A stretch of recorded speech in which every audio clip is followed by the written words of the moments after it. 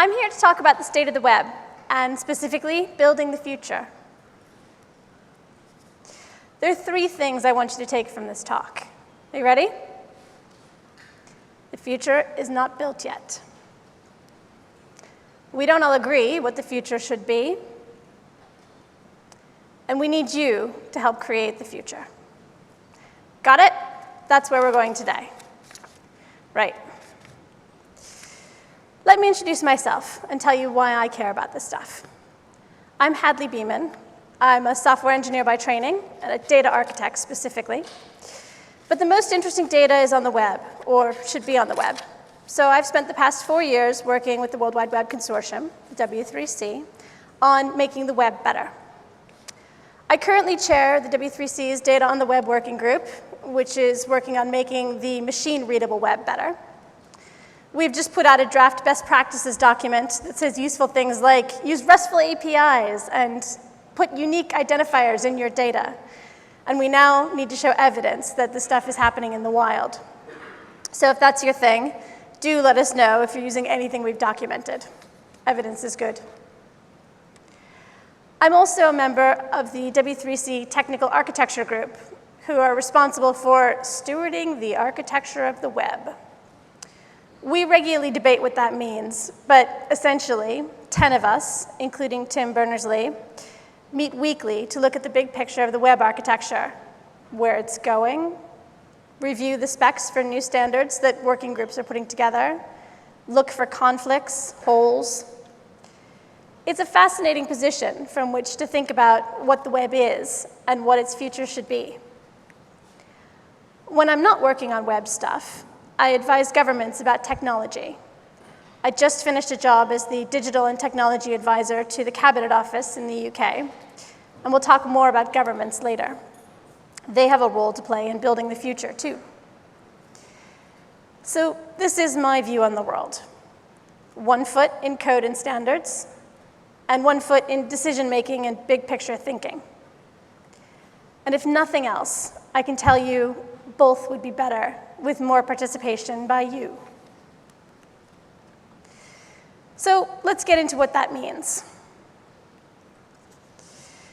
We can start with a brief summary of the past. We started with Tim's first summary of his approach in 1991, when he said, "The World Wide Web consists of documents and links. The web contains documents in many formats. Those documents which are hypertext, real or virtual, contain links to other documents or places within documents. All documents, whether real, virtual, or indexes, look similar to the reader and are contained within the same addressing space." Sound familiar? That was the world of HTTP, TCP, and DNS. HTML gave us the language to describe what we wanted to do. Actually, first it was SGML, but never mind that. But the web was a dynamic collection of static documents, initially trying to make sense of research information. Again, in Tim's words, it was based on the philosophy that much academic information should be freely available to anyone. It aims to allow information sharing within internationally dispersed teams and the dissemination of information by support groups. We started working on open standards then, and Tim and his colleagues were adamant that this should be for everyone. But the user needs were relatively simple. So let's fast forward to the present. We now have a much more dynamic, interactive web. We have things like CSS for making displays more efficient, JavaScript for running functions, SVG for animations. We also have a struggle going on. All these open standards are up against native platforms. iOS and Android, among others, provide more functionality than we expected from the web early on. So we've had to get creative. We now have service workers and the Notifications API and Intersection Observer to help us make the web platform as attractive to users and developers as the native platforms are. We're making significant progress. We're We're also handling loads of personal and sensitive data that wasn't a focus in the early days of the web. Credit card numbers, content of emails, browsing history, location data. We've needed SSL and now TLS to sensibly protect them. CORS, the same origin policy, the permissions API. And we're still finding our way through this.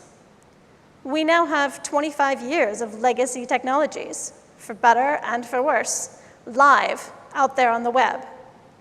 And of course, we can't just announce that these are now the rules and expect everyone to follow them. Deprecating stuff is hard. Change is hard. Just last year, we in the TAG came out with a finding that unsanctioned tracking, which is tracking a user in ways they don't expect or haven't agreed to, isn't how the web should work. Because there exist enough ways between fingerprinting and super cookies to do it fairly thoroughly, unfortunately. But that breaks down the trust between the user and the developer, which ultimately makes the web less useful. These are the sorts of things we need to worry about now. So the present is indeed evolving, and it's a bit chaotic. Our open standards are competing not only with well-resourced, controlled UX environments like the native platforms, we also have fully proprietary technologies running on top of them. We have Flash, well, some of the web still does, and we have EME, encrypted media extensions, protecting copyrighted movies and music, running through an open API, but the encryption itself is proprietary. We're getting into a weird hybrid. There's a lot more to discuss. The web of things, automotive standards, that's web technologies for the entertainment in your car, and TV controls, geofencing for advertising depending on how close you are to the coffee shop where you have a loyalty card. We're branching out. There's a lot going on. Worth mentioning that we in the TAG are trying to keep these various efforts in some kind of a cohesive web architecture. It means we get to do things like realize, as we did in our last face-to-face meeting, that there are more than 5 different kinds of device IDs, should your site need to talk to a user's printer, for example, in 5 different W3 specs built by 5 different working groups. We're trying to make sense of that. So, busy, exciting, lots of legacy features that much of the web still uses. And lots of amazing new things the web can be and do, much of it being created by people like you, who sit down and say, what if the world worked like this? Hold on to that thought. So I started this section by saying that the future isn't built yet. It's not. We're in a totally different world than when the web started in the early 1990s. But what happens when the primary user agents of the web aren't in phones and laptops? What if touchscreens are built into every countertop and desk surface? What then? What if the users of the web aren't just people? How much could AI create new web interactions? And how much will the bots have user needs too? Moving a bit down the network stack, what if the web isn't restricted by our current limitations? Traffic routing, packet size, the physics of signal transmission. What if we find some way to collapse the network stack into something orders of magnitude more efficient? Google is having a go at it with Quick, which they've brought to the IETF to become an RFC. Have a look at it. It's an interesting thought experiment. And practical implementation, not just thought. What happens when the bulk of the web isn't controlled by a few companies? Or what if those few companies become even more powerful? Who will they be, and what will they do? Who will keep them accountable? How will the web stay open? What about security? We designed these standards and protocols, once upon a time, primarily for sharing. We're already trying to retrofit security to the web platform. What will that look like in 10, 20 years? What cost will it have in processing time, power, efficiency? How much will it matter when quantum computing is everywhere? And what will the role of the web be in people's lives? We have a lot to design for now, but there's so much potential that most of us haven't considered. Sci-fi actually plays a big role here, as does sitting down and hacking something together. A lot of fun features in use on the web now have come from somebody saying, what if I just did this? But again, I'm hinting at your role in this. That's my third point. We'll get there.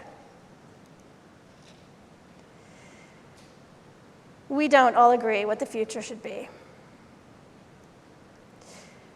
There are three main types of authorities that I work with: standards bodies, governments, and users and web developers, and the tech industry are part of that third group. Each is working on figuring out the future in their own way, and each has their own areas of power. We'll start with standards. Standards bodies, like the W3C, largely bring people together to agree the bits we all have to agree on. For example, for the instructions on my server to render in your browser, and your 3 devices, we all agree that I will use these HTML elements, and your browsers will render them in the following predictable ways. Standards development tends to work in 2 ways, sort of like deductive and inductive reasoning. The first is looking at what a lot of people are already doing, and then bringing all of them together to formalize that that's the way this should be done. Service workers are a great example of this. Most of the browser behavior standards are created this way. The second way we build standards is by bringing a group of experts together to figure out how something should work. We tend to build vocabularies and semantic web standards this way, though not always.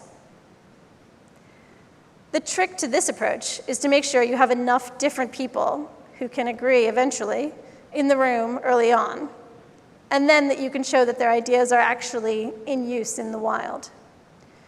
We want to make sure this is a useful process and not the results of, say, 2 people in a whiteboard deciding one afternoon that this is how the world should work. That's not always very effective. Shifting gears, governments tend to look at the future in terms of, well, the people they serve. Will our citizens be educated? Can they communicate with each other and the rest of the world? Is their economy successful? Can they buy and sell things easily with customers who aren't in the same city? Is their information safe? Incidentally, governments are grappling with what their role is in this, and the time I spent at the UK Government Digital Service was that country's statement that part of being a British citizen is digital public services. There's a social contract negotiation going on there that's happening in just about every country. Anyway, governments use the levers that they have, things like funding tech development, taxation, outlawing things, R&D, to shape the future for their citizens. Tech and the web is a fairly new area for them, compared to, say, collecting taxes, which some of our countries have been doing for millennia. So most of them are working out how to navigate all this. And that brings me to the third authority, developers and users, the people who just try stuff. This was Tim and his colleagues giving hypertext documents with links a go in the early 90s. This is everyone at a hack day or alone late at night who just says, what if the world worked like this? And built it. That stuff catches on. The best way to convince other people to do things your way is to show them how useful it is, and then they'll jump in. You have a huge amount of power here. Be aware of that. Anyway, each of those authorities has a certain power that others don't have, a trump card to play. For standards bodies, it's legitimacy and momentum. A technology catches on faster when it's been through and is endorsed by a known standards process. most of the time. There are exceptions. For governments, it's making laws and throwing around huge amounts of money, which gets stuff built, invented, created. And for developers, it's the freedom to just jump in and build stuff. You don't need anyone's approval. You don't need to build a business case. You don't need to negotiate with 100 other companies. You also have physics and logic on your side. When rules get in your way, you can build around them or optimize for them. That's pretty significant. So each group has a big role to play in working out the future of the web. Do they ever disagree? Absolutely. Of course they don't always agree. Shall we review some of the past few years? Conflicts within standards bodies. Ads, cookies, ad blockers, do not track, browser fingerprinting too. Lots of different agendas and user needs and perspectives about what's right there. EME, which has us questioning again where are the boundaries of the open web. Is an open API with proprietary technology still part of the open web? Lots of discussion there. There have been conflicts between us as techies and governments in areas like net neutrality, copyright enforcement, digital rights and privacy, spam. We've seen conflicting roles of governments between different countries. Question for you. Whose job is it to protect an unsuspecting user from an unscrupulous company taking advantage of their data? A few weeks ago, I brought this up at a dinner with an international group. The Brit at the table agreed it was an issue. The Italian said, government must protect the little guy. It should regulate. And the American thought it was a contractual arrangement between the user and the company. Government should stay out of it. Not much agreement there. So what's the right answer? And that's just a selection. The disagreements and the negotiations continue in perpetuity, which is actually healthy. It leads us to a more effective, balanced open web. Let's talk about what we do with those disagreements. For standards bodies, we've set up the processes in our standards bodies to build consensus. You're all familiar, I imagine, with the IETF's mantra, rough consensus and running code. The process to create a standard is optimized for public input, reality checks against what works, and making sure that no one interest can hijack a standard for their own benefit. This is time-consuming, but reasonably effective. So there is lots of discussion at that level. For governments, at least in Western democracies, which are the governments I know best, the public feeds in two ways. First, choosing their representatives, who then make the laws. Second, responding to and informing debates on proposed laws and policies. There's also option 3, go work for them, which is much more time-consuming, but a great opportunity to make a difference. I've really enjoyed it. Each country does these things in different ways, but there are opportunities to jump in, to tell them what regulation is helpful and where to invest their R&D money. So I'd encourage you, go for it. And as developers, what's useful gets adopted. JFDI is often rewarded. We are ruthless about borrowing what works for others and looking at how someone else has solved a specific problem. We try not to reinvent wheels. We look over each other's shoulders, ask for help when we're stuck. Code is published all over the web. Hello, we're at ViewSource. Discussions happen on GitHub, on Twitter, in forums, and on IRC. We're not always great about that. Sometimes the online discussion degenerates considerably. There's a problem we need to solve. But we do talk. We're a community, the open web movement. We're working out stuff in the open. We resolve our disagreements with running code. The consensus often comes later, which is fine. So this is my main point. I've been pretty subtle about it, eh? I feel like it may feel like there are a lot of web technologies out there already, and there are. It may seem like one individual can't be heard among all the activity in progress. That can be hard. The truth, though, is that the web, thus far, has been built by individuals. And similarly, our governments are made up of individuals who ultimately get rewarded based on how life works for their citizens. That's us again. And our to-do list is so big, the web could be so much better, more helpful, safer, good in yet-to-be-imagined ways that we can't possibly do it without your help. As you go through the next 2 days, digging into the details of progressive web apps or layout and typography, think about the future you want to live in, too, and how we can build it. Some specific questions I'd love you to think about. First, economics. How do we encourage people to write articles, make movies and music, if the internet makes it harder for them to earn money for it? Should we make it easier for them to earn money? We are working on micropayments. Is that enough? Is it in the right place? And what about ads? Who is in the right in ads? Should we be optimizing for publishers, advertisers, or users? Second, security.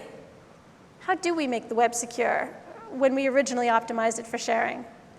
What efficiency or speed or features are we willing to give up? What do we gain? What compromises are we all right with? Third, digital rights. As this becomes more of an everyday issue, not just for a few of us, how do we build a web that helps users understand what they are sharing about themselves and what threats they face? The web is a system. We're good at thinking about systems, right? That's what we do. How do we think about this one? How do we improve this one? The rules are fluid because we make them. The potential impact is huge. And we have the ability to shape the web. What should it be? Thank you.